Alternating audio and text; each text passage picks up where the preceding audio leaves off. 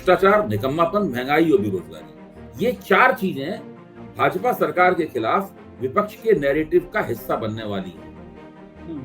और मणिपुर की घटना निकम्मेपन को रेखांकित करती है। नरेंद्र मोदी ने खुद ओम प्रकाश राजभर को फोन किया। आप सोचिए कि किस स्तर पर जाके उन्होंने एनडीए बनाने की पहलकदमी ली है, क्या चल रहा होगा मन में, किस प्रकार की रणनीति होगी, किस प्रकार की कार्यनीति होगी। 180, 200 इस तरह की सीटें रही और उसके नेतृत्व में सरकार बनती है, तब फिर मोदी जी के अंदर से अटल बिहारी वाजपेयी प्रकट हो जाएंगे और वो उसी तरीके से काम करेंगे जैसे अटल जी काम किया करते, और अमित शाह के अंदर से अडवाणी जी प्रकट हो जाएंगे। नमस्कार, मैं हूं संजय शर्मा। आप देख रहे हैं 4 PM न्यूज नेटवर्क। कुछ महीने पहले हमारे प्रधानमंत्री जी ने साहब ने बड़े जोर शोर से ऐलान किया कि भारतीय जनता पार्टी के सदस्यों की संख्या, सांसदों की संख्या 300 से पार होगी, हम अपने दम पर सरकार बनाएंगे। ये प्रधानमंत्री जी का अहंकार था। उनको लग रहा था कि सत्ता की ताकत उनके पास इतनी है, लोग उनको भगवान विष्णु का अवतार बता रहे हैं, लिहाजा कोई समस्या ही नहीं है, भारतीय जनता पार्टी की सरकार बन जाएगी। मगर कर्नाटक के नतीजों ने साहब का तापमान बिगाड़ दिया। कर्नाटक के नतीजों ने बता दिया कि ये इतना आसान नहीं है और अब तो रास्ते में इंडिया खड़ा है। विपक्ष का मजबूत मोर्चा खड़ा है।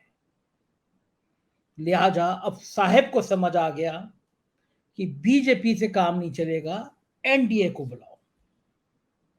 ऐसे ऐसे दल जिनके पास एक भी सांसद नहीं है, उनको प्रधानमंत्री ने खुद फोन करके बुलाया कि आइए, हम एनडीए को खड़ा करते हैं, हम एनडीए को फिर से बनाते हैं। आ गए, कुनबा जुट गया। संख्या दिखानी थी कि भाई उनके पास 26, हमारे पास 36, उनके पास 28, हमारे पास 38, हमारा 56 इंच का सीना, ये सब डायलॉग बोलने थे। गोदी मीडिया को दिखाना था कि वहां से यहां ज्यादा है। जुट गए और प्रधानमंत्री जी ने वहां पे संवाद नहीं किया एनडीए के, अपने जितने प्रतिनिधि आए थे, जितने पॉलिटिकल लोग आए थे, उससे संवाद नहीं था। एक तरफा शो था। एज यूजुअल प्रधानमंत्री जी आए, बड़ी सी माला पहनाई गई, भाषण दिया, बाकी लोग उनको स्टूडेंट की तरह सुनते रहे, अलविदा हो गए। अलबत्ता इस दौरे से उत्तर प्रदेश जैसे बड़े राज्य में एक बीजेपी के अंदर विस्फोट जरूर हो गया।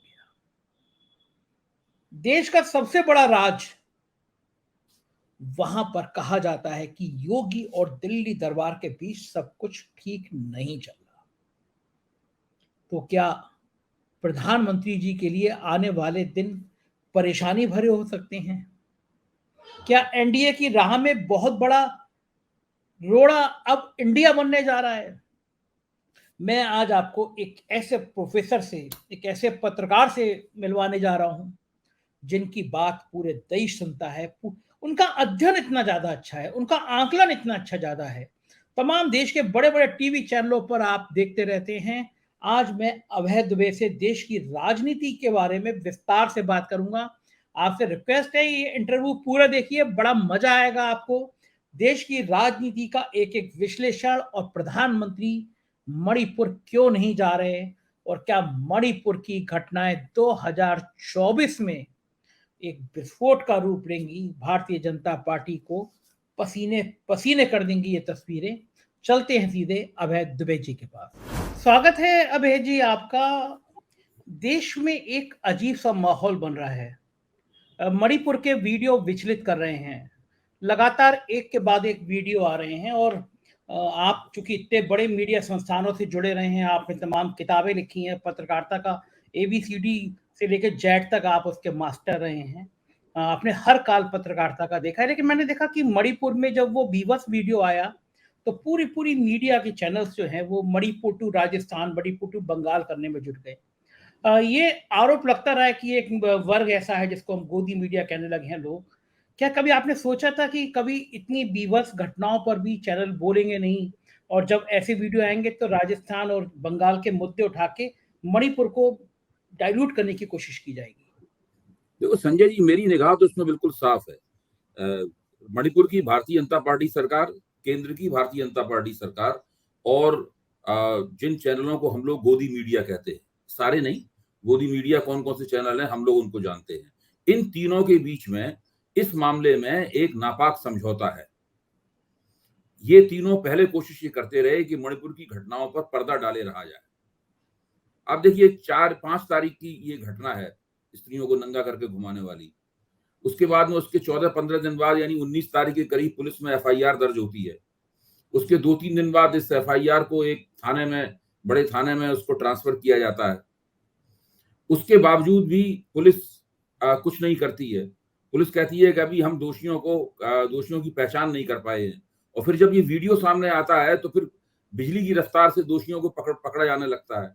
और हमें ये ध्यान रखना चाहिए कि करीब इसी अवधि के अंदर हफ्ते 10 दिन के भीतर भीतर राष्ट्रीय महिला आयोग ने भी एक खत लिखकर मणिपुर के डीजीपी को और मणिपुर के मुख्य सचिव को इस घटना की जानकारी दे दी थी। और राष्ट्रीय महिला आयोग भी भारतीय जनता पार्टी की सरकार द्वारा नियुक्त किया गया है, कोई विपक्ष द्वारा नियुक्त किया गया नहीं है। उसके बावजूद भी इस सवाल पर कुछ नहीं हुआ। और वो एक महिला जो उत्पीड़ित महिला है, जो शायद उनमें सबसे कम उम्र की है, उसने तो सार्वजनिक रूप से ये कहा भी है कि पुलिस उनके साथ थी, पुलिस ने ही हमें भीड़ को सौंपा। तो जब ऐसी स्थिति है, इसका सीधा मतलब यह है कि मणिपुर की राज्य सरकार, जो कि भारतीय जनता पार्टी की सरकार है, इस मसले को छुपाए रही।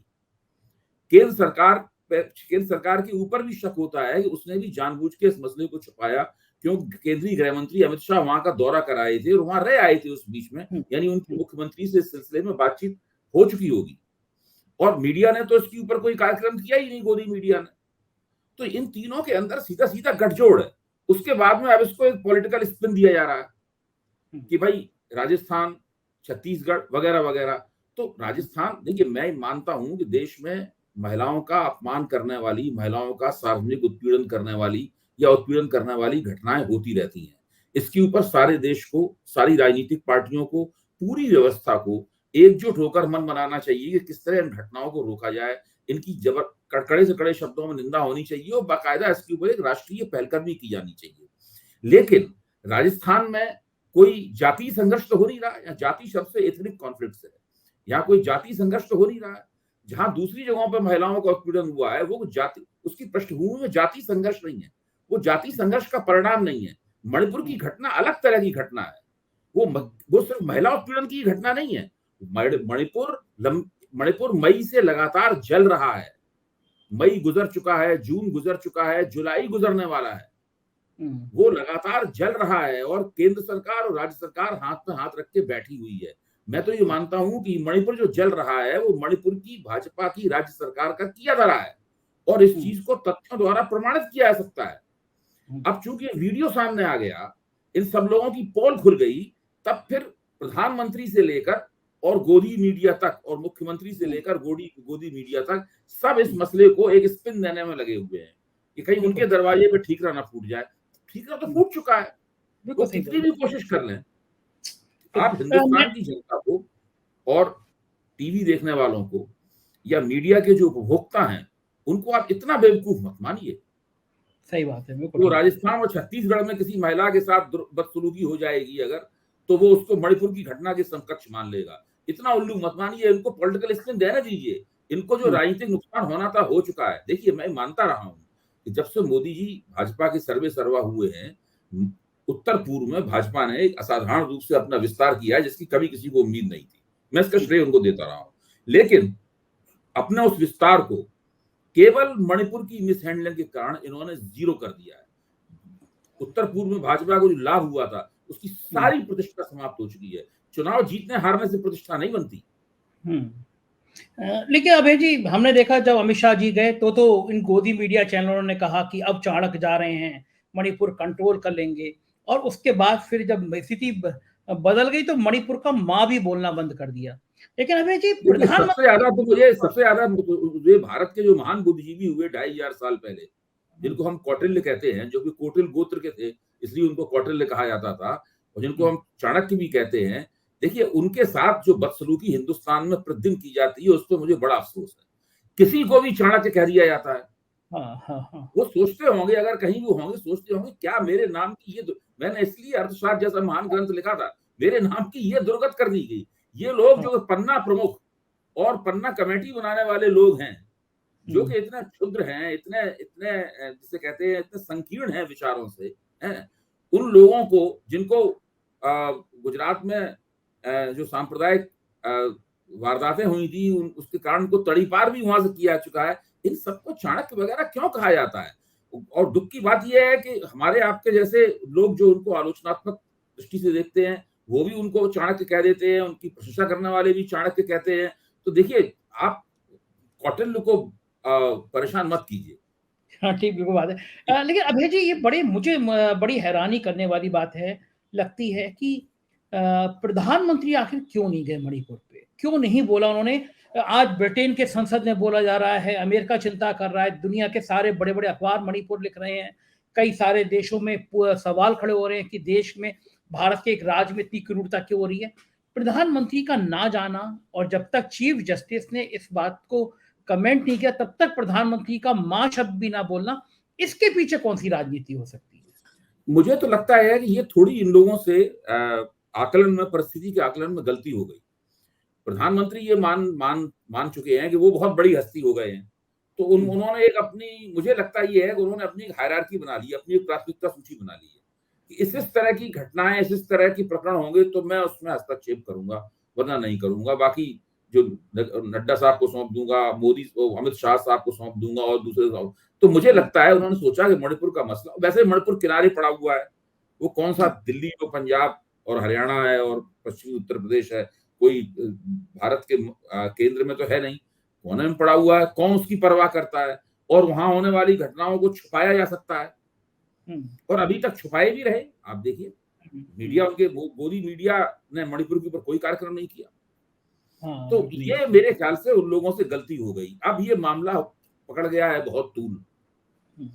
अच्छा, और एक और बात मैं कहूंगा साथ में कि जो पश्चिमी जो मीडिया और पश्चिमी मंचों से, चाहे वो यूरोपियन पार्लियामेंट ही क्यों ना हो, ये जो बातें कही जा रही हैं, उसमें जो अंतर्राष्ट्रीय ईसाई लॉबी है उसका भी खेल है। देखिए, जो कुकी हैं वो सब ईसाई हैं, उनमें बहुत एक छोटा सा हिस्सा मुसलमान का है। नागा सारे के सारे ईसाई हैं, और जितने मैतेई हैं वो सारे के सारे हिंदू हैं। तो उसमें वहां जब भी देखिए भारत में ईसाइयों के साथ में हिंदू राष्ट्रवादियों का टकराव होता है, तब अंतर्राष्ट्रीय लॉबी बिल्कुल सक्रिय हो जाती है। आपको याद होगा जब मोदी 2014 में पहली बार प्रधानमंत्री बने थे, तो कुछ चर्चों के ऊपर बहुत सारे पथराव हुए थे, आपको याद होगा। हाँ, उसके बाद अंतर्राष्ट्रीय स्तर पर इस पर पश्चिमी लॉबी की तरफ से इस पर आपत्ति हुई, तब से अब तक चर्चों में पथराव बिल्कुल नहीं होते। और ईसाई लॉबी बहुत ताकतवर है। सारी दुनिया की बागडोर तो उन लोगों के हाथों में है। बागडोर तो यूनाइटेड स्टेट्स ऑफ अमेरिका और पश्चिम के कुछ अमीर देशों के हाथों में है, और वो सब ईसाई देश हैं। चाहे उन्हें आप लोकतंत्र कहें, कुछ भी कहते रहें, लेकिन अगर वो लोकतंत्र हैं तो वो ईसाई लोकतंत्र है। अगर वो उदारतावादी देश हैं तो वो ईसाई उदारतावाद है। जो भी हो, वो ईसाई देश हैं, और वो ईसाइयों के खिलाफ अगर दुनिया में कहीं कुछ होता है तो वो उसके ऊपर किसी न किसी रूप में आपत्ति करते हैं, या आपत्ति करने के लिए उनकी तैयारी बनी रहती है। तो वो लोग जो कह रहे हैं उसके पीछे ये मंशा मुझे ज्यादा लगती है। भारत में मुसलमानों के खिलाफ क्या क्या होता रहता है, आप देखेंगे आमतौर पर पश्चिमी देशों में उसके खिलाफ कोई खास आवाज नहीं होती, एक तरह की चुप्पी होती है। कोई से बराक ओबामा ने कुछ कह दिया, कुछ किसी व्यक्ति ने कह दिया तो बात दूसरी है, लेकिन जिस तरह यूरोपियन पार्लियामेंट इस सवाल में बोल रही है, उस तरीके से उस सवाल में नहीं बोला जाता। तो उसकी भी जो राजनीति है, हमारे मेरे ऐसे समीक्षकों को उसकी तरफ भी निगाह रखनी चाहिए। बिल्कुल ठीक है, और ये कहीं ना कहीं नजर भी आ रहा है, क्योंकि दुनिया के इतने इंपॉर्टेंट देश रिएक्ट कर रहे हैं। लेकिन अभय जी, चुनाव में मोटा मोटा 9-10 महीने बचे हैं, और मणिपुर की ये घटना ऐसी नहीं है कि बाकी घटनाओं की तरह भूल दी जाए, क्योंकि अभी संभल नहीं रहा मणिपुर। कब संभलेगा कह नहीं सकते, सरकार बर्खास्त नहीं कर रहे। क्या आपको लग रहा है कि 2024 के लोकसभा चुनाव में मणिपुर एक बड़ा कारक बनेगा, किसी बातों पे आरोप लगा? संजय जी, 4 पहलू हैं। मोदी सरकार के खिलाफ जो एंटी इनकम्बेंसी बनने का अगर कोई अंदेशा है, तो उस एंटी इनकम्बेंसी के 4 घटक हो सकते हैं। पहला घटक है महंगाई, दूसरा है बेरोजगारी, जो कि राज्यों की तरह केंद्र सरकार के संदर्भ में भी मौजूद है पूरी तरीके से। इससे कोई इनकार नहीं कर सकता, केंद्र सरकार भी इससे इनकार नहीं कर सकती। तीसरा घटक है निकम्मापन और चौथा घटक है भ्रष्टाचार। देखिए, कर्नाटक के चुनाव हो, हिमाचल प्रदेश के चुनाव हो या दिल्ली महानगर पालिका का चुनाव हो, ये भारतीय जनता पार्टी ने इन्हीं चारों घटकों के कारण हारे। भ्रष्टाचार, निकम्मापन, महंगाई और बेरोजगारी, ये चार चीजें भाजपा सरकार के खिलाफ विपक्ष के नैरेटिव का हिस्सा बनने वाली हैं। और मणिपुर की घटना निकम्मेपन को रेखांकित करती है। भ्रष्टाचार का आरोप उन पर कितना लगेगा, मोदाणी वाले सवाल पे लग रहा था, विपक्ष उस पर गपचुप हो गया है आजकल।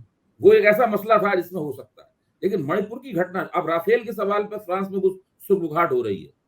वो सुगबुगाहट कितनी है, विपक्ष के कितने काम आएगी मैं नहीं कह सकता, लेकिन है कुछ मामला, कहीं से वो फुसफुसाहट वहां से सुनाई पड़ रही है फ्रांस से।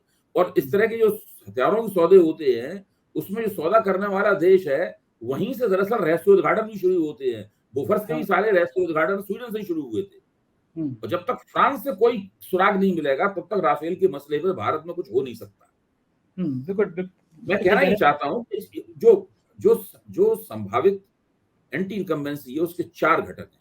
उसमें महंगाई और बेरोजगारी तो स्थापित है और भारतीय जनता पार्टी जानती है कि ये हैं, इनसे पिंड नहीं छुड़ाया जा सकता। उसकी कोशिश ये है कि महंगाई और बेरोजगारी के से भ्रष्टाचार और निकम्मापन लिंक ना हो जाए, तो हर हालत में इन दोनों को डिलिंक रखना चाहती है। इसीलिए मोदी जी बहुत दिनों से कह रहे हैं कि विपक्षी सारे भ्रष्ट हैं। वो पहले ही से कहने लगे हैं विपक्षी सारे भ्रष्ट हैं, ताकि उन पर भ्रष्टाचार का आरोप न लगे। तो इस तरीके से राजनीति चल रही है। अच्छा, ये अभय जी जब ये कहते हैं कि विपक्ष के सब लोग भ्रष्टाचार हैं, तो कभी आपने देखा कि पिछले 9 सालों में कभी मोदी जी को इतना ट्रोल किया जा रहा हो, मोदी वॉशिंग मशीन, इस तरह की बातें हों, सोशल मीडिया पे लगातार मोदी जी को ट्रोल किया जाता है, बीजेपी की आईटी सेल, कांग्रेस की आईटी सेल का जवाब नहीं दे पाती। एक वातावरण जो हो रहा है, जो सोशल मीडिया उनको कंधे पे बिठा के यहाँ तक लाई थी, अब वो सोशल मीडिया मोदी जी के लिए क्या अब एक दुश्मन की तरह नहीं बन रही है? क्योंकि मैं देखता हूँ दिन भर ज्यादा ट्रोल मोदी हो रहे हैं अब तो। देखिए, मुश्किलें बहुत बढ़ती जा रही हैं भारतीय जनता पार्टी। उसकी वजह ये है कि 10 एंटी इनकम्बेंसी 10 साल की जमा हो गई है। पहले 2019 में जो 5 साल की एंटी इनकम्बेंसी थी, उसका मुकाबला करने का हथियार उन्हें बालाकोट सर्जिकल स्ट्राइक के रूप में मिल गया था, पुलवामा की घटना के बाद। तो उसमें मिल गया था, तो उससे एंटी इनकम्बेंसी न केवल बंद हुई थी, बल्कि पलट गई थी। अब उस तरह का हथियार तो इनके पास है नहीं, और अगर उस तरह का हथियार आएगा भी तो काट की हांडी दोबारा नहीं चढ़ती है। बार बार लोग इस तरह के मुद्दे पर वोट थोड़ा दे देंगे। अब तो 10 साल से लोग भाई देख रहे हैं कि आपने किया क्या है। मैं ये नहीं कह रहा हूं कि मोदी जी बहुत कमजोर हो गए, मैं ये भी नहीं कह रहा हूं कि मोदी जी अगला चुनाव हार जाएंगे। मैं ये मानता हूं कि आज की तारीख में भी अगर आप आकलन करें तो मोदी और भाजपा ही विपक्ष से आगे नजर आएगी। अभी नीरजा चौधरी न्यूज 24 पे कह रही थी कि अगर कल चुनाव हो तो फिर भाजपा को बहुमत मिल जाएगा, फिर से सत्ता में भाजपा आएगी। लेकिन इस बात की कोई गारंटी नहीं है कि अगले 10 महीने तक यही स्थिति बनी रहेगी, क्योंकि परिस्थितियां, घटनाक्रम तेजी से बदल रहा है, नई चीजें सामने आ रही हैं। अब विपक्ष का बंगलौर में एक जमावड़ा बन गया, जिसने इस तरह का नाम भी रखा, तो उस नाम का संक्षिप्त रूप से वो इंडिया बन निकल के आता है। तो वो दरअसल देखा जाए तो वो मोदी के नैरेटिव के खिलाफ एक नया नैरेटिव बनाने की कोशिश की नुमाइंदगी कर रहा है। और अभी विनोद अग्निहोत्री ने एक बड़ा अच्छा नाम दिया। मैं सवेरे सोच रहा था कि नैरेटिव के लिए हिंदी में क्या नाम होना चाहिए, तो उन्होंने एक नाम दिया है माहौलबंदी। हाँ। माहौलबंदी अच्छा नाम है, हम लोगों को इस्तेमाल करना चाहिए, बजाय इसके कि हम लोग अंग्रेजी का नाम इस्तेमाल करें। तो वो माहौलबंदी नाम उन्होंने दिया है कि इस तरह का माहौल बनाने की कोशिश, जैसा मोदी ने बना रखा है देश में, या भाजपा ने, राष्ट्रीय स्वयंसेवक संघ ने बना रखा है, विपक्ष भी उसके मुकाबले एक समांतर माहौल बनाना चाहता है। अभी तक ऐसी कोशिश पहले कभी नहीं हुई। हाँ, ये पहली बार हो रही है, उसके लिए बेचैनियां होना स्वाभाविक है। लेकिन ये जो अभय जी, मोदी जी ने पहले कहा था कि बीजेपी की अपनी सरकार बनेगी, 9 साल बाद उनको एनडीए की याद आया कि एनडीए को बुलाओ और वो भी सबको इकट्ठा करो। तो ये कहीं ना कहीं मोदी जी को भी डर लगना शुरू हुआ है कि अब मामला फंस रहा है, अब अकेली बीजेपी की सरकार नहीं बन पाएगी। आप जो बात कह रहे हैं वो तो बिल्कुल सही है। मोदी जी ने संसद में कहा था कि एक अकेला और बाकी सब। उसके बाद में अब वो ऐसे दलों को राष्ट्रीय जनतांत्रिक गठजोड़ में शामिल कर रहे हैं जिनके पास कुछ नहीं है, जिनका किसी एक लोकसभा सीट पे भी प्रभाव नहीं है जिसका। ऐसे दलों को कर रहे हैं। आपको याद होगा जो चिराग पासवान है, जब उनके पिताजी के देहांत के बाद में और जब उनकी पार्टी में फूट पड़ गई, जब पशुपति पारस अलग हो गए और भारतीय जनता पार्टी ने पशुपति पारस का साथ दिया और चिराग पासवान को धता बता दी और फिर नौबत ये आ गई कि जिस बंगले में रामविलास जी रहते थे वो बंगला भी उनसे छीने जाने की नौबत आ गई। तब चिराग पासवान ने हम पत्रकारों को उस बंगले में बुलाया, मैं भी उसमें गया था। हम सब लोगों को उनकी माँ ने बड़ा अच्छा खाना बना के खिलाया और हम लोगों से यही राय पूछ रहे थे कि उनका अब आगे का रास्ता क्या होना चाहिए। तब उनके आगे के रास्ते में एनडीए में दोबारा जाना नहीं था, दूर दूर तक। वो तो सीधी बात कह रहे थे कि हमारे साथ बड़ा अन्याय हुआ है। आज ऐसे चिराग पासवान को मोदी जी ने इतने जबरदस्त तरीके से गले लगाया कि वो खुद भी हैरत में पड़ गए होंगे। हाँ, चिराग ने पैर भी छुए और फिर गले लगाया उन्होंने। वो ये स्थिति बन गई है। इसमें असल में है क्या कि कहीं ना कहीं भारतीय जनता पार्टी को लगने लगा है कि कहीं ऐसा ना हो जाए, विपक्ष एकजुट हो रहा है, पहली बार हो रहा है उनके खिलाफ एकजुट, और चुनाव से पहले का मोर्चा कांग्रेस भी पहली बार बना रही है। यूपीए भी चुनाव बाद का मोर्चा था। हाँ, यूपीए चुनाव से पहले का मोर्चा नहीं था। चुनाव से पहले मोर्चा बनाने की ये पहली कोशिश हो रही है पिछले 10 साल में। कांग्रेस भी पहली बार इस तरह की कोशिश कर रही है। तो ऐसी स्थिति में भाजपा को लग रहा है कि ऐसा ना हो कि अकेली दम पर चुनाव लड़ा और 272 से कम सीटें रह गई, तो वो किसी किस्म का जोखिम नहीं उठाना चाहती।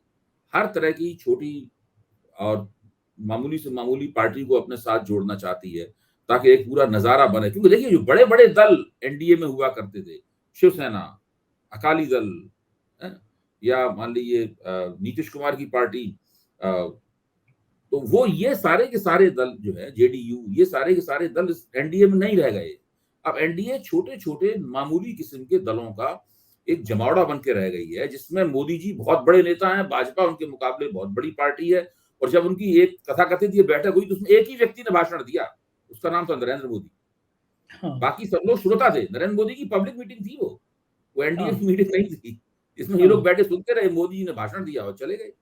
तो ऐसा एनडीए है वो। इसलिए मेरे ख्याल से वो केवल एक तरह की मोर्चे के नाम पे एक फोटो अपॉर्चुनिटी भर है और ज्यादा उसके अंदर कोई दम नहीं है। इसके मुकाबले अगर आप इंडिया की तरफ निगाह दे पाए तो आप उसमें देखेंगे अपने अपने क्षेत्रों के अंदर जो शक्तिशाली पार्टियां हैं वो सब इस मोर्चे की अंग हैं।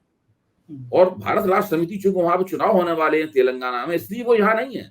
उन्होंने खरगे साहब को बधाई दी है उन्होंने कि आपने बहुत अच्छा मोर्चा बनाया। और मेरा तो मानना है जैसे तेलंगाना में चुनाव पूरा खत्म हुआ, नतीजा जो भी हो, वो लोग भी इस मंच पे आ जाएंगे। हाँ, बात दूसरे मुकाबला कांग्रेस और दूसरे दलों में वो लोग देख रहे हैं परिस्थिति किस प्रकार की है। बहुजन समाज पार्टी ने ये कह दिया है कि हम अकेले ही चुनाव लड़ेंगे, लेकिन इस सब कहने की बात है। 3 राज्यों के नतीजे अगर कांग्रेस के पक्ष में गए तो बहुजन समाज पार्टी भी यहाँ इसके अंदर आ सकती है।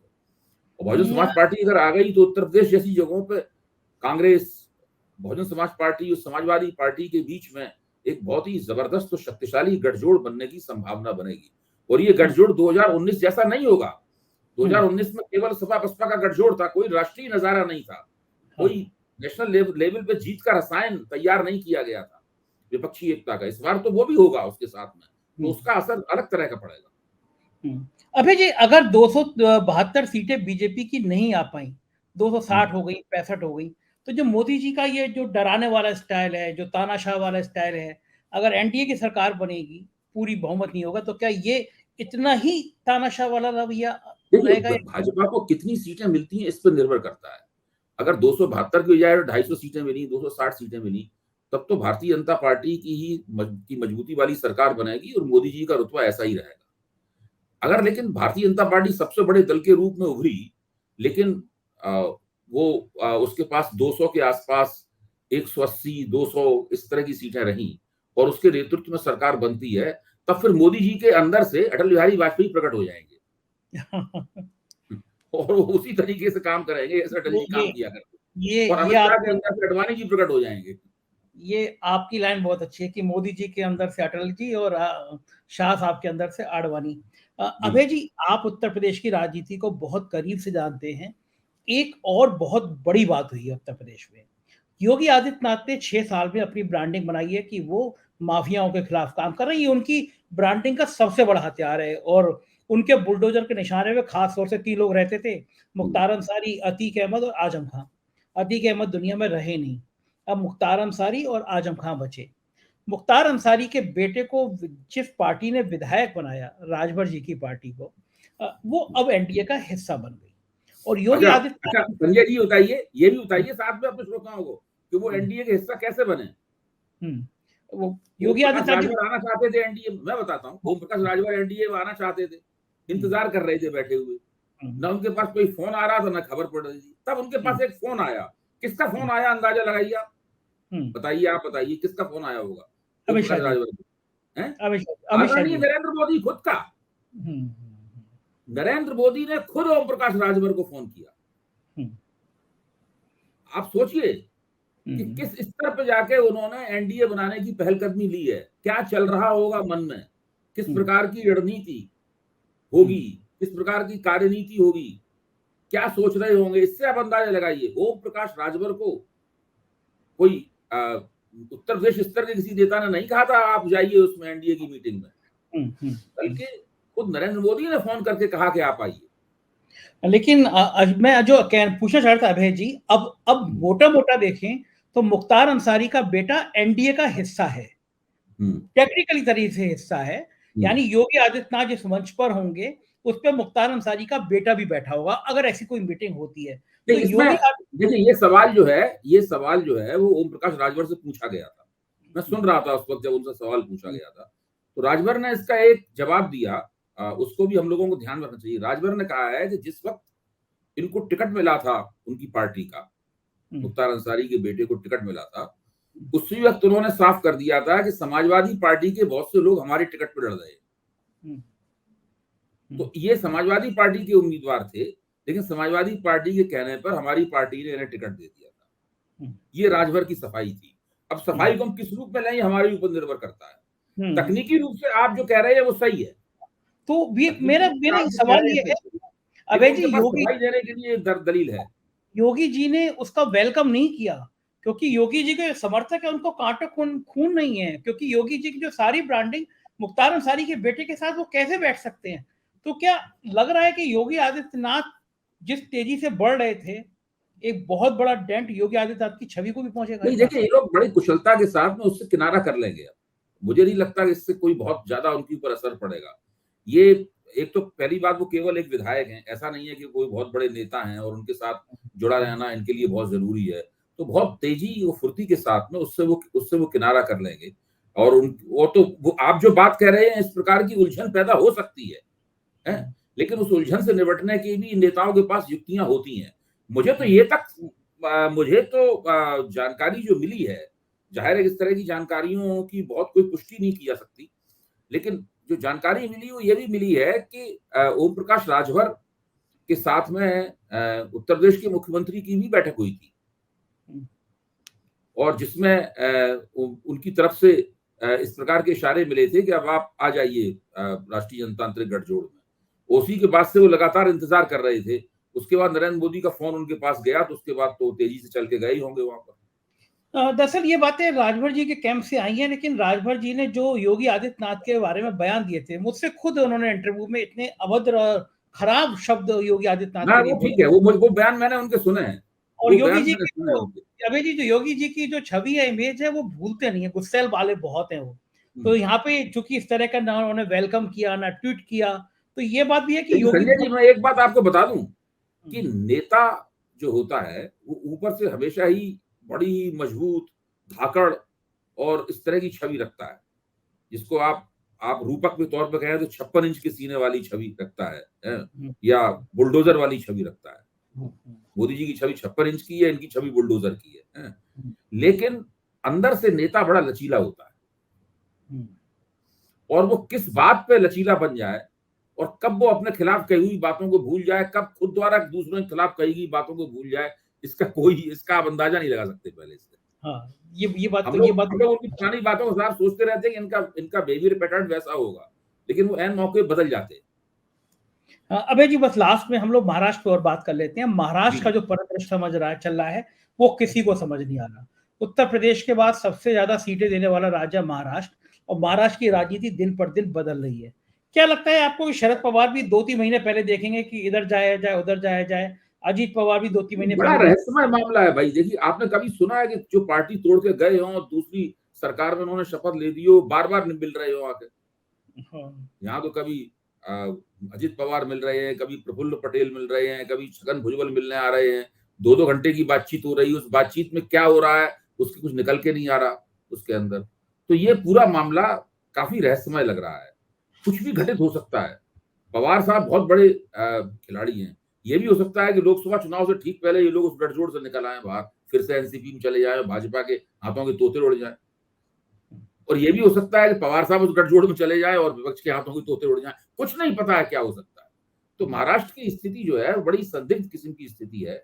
इसके बारे में घटनाक्रम पे हम लोगों को नजदीकी नजर रखनी होगी, क्योंकि इस तरह की जो मेल मुलाकात हुई है उसने कम से कम मुझे जरूर संदिग्ध कर दिया है इस मसले पे। मुझे विश्वास नहीं रहा कि वहां पे जो दिखाई पड़ रहा है वही है या मामला कुछ और है। अबे जी, आखिरी सवाल, चूंकि आपका हर जगह नेटवर्क बहुत अच्छा है, आप इतनी बड़ी संस्थाओं से जुड़े रहे हैं, आज की तारीख में अगर मैं कहूं कि एनडीए और इंडिया, मतलब ये गठबंधन बनाम वो गठबंधन, क्या आपको किसी की भी सरकार बनती हुई आप कॉन्फिडेंस के संग कह सकते हैं कि हाँ इनकी बन जाएगी, या अभी तस्वीर और चेंज होगी? देखिए, अभी आज की तारीख में तो बीजेपी और नरेंद्र मोदी आगे हैं, क्योंकि विपक्ष का नैरेटिव अभी बनना शुरू हुआ है, उसको नैरेटिव बने हुए महीना भर हुआ है। देखिए 23 आज 23 तारीख है ना, तो एक महीना पहले 23 जून को वो पटना में हुई थी बैठक, तो वो नैरेटिव इनका बनना शुरू हुआ है। और ये कहाँ तक पहुंचता है, कहाँ तक इनका माहौल होता है, इनके मोदी सरकार के खिलाफ एंटी इनकम्बेंसी कितनी आगे बढ़ती है, ये सब देखना होगा। ये इतना आसान नहीं है। भाजपा काफी जम गई है पार्टी के तौर पर, नरेंद्र मोदी की नेतागिरी भी बहुत जमी हुई है, और इन लोगों ने जो देश में खासतौर से अपने प्रभाव क्षेत्र में जो माहौल बना रखा है, वो माहौल का इतनी आसानी से उखड़ना संभव नहीं है। दूसरे, हमें याद रखना चाहिए कि अपने प्रभाव क्षेत्र में एक हिंदू का वोट भाजपा को मिलता है, तो एक हिंदू वोट भाजपा के खिलाफ पड़ता है। फर्क यह है कि भाजपा को पूरा वोट मिल जाता है, इनके खिलाफ जो वोट है वो बट जाता है। इस वोट को कितना बटने से रोका जाएगा, किस हद तक रोका जाएगा, 75% रोक पाएंगे, 85% रोक पाएंगे, या 100% रोक देंगे, इसके ऊपर निर्भर होगा कि उत्तर प्रदेश जैसी जगह में भाजपा को किस प्रकार की चुनौती मिलेगी। उत्तर प्रदेश में देखिए, भाजपा को बहुत सी सीटों पर 50% से भी ज्यादा वोट प्राप्त। हाँ।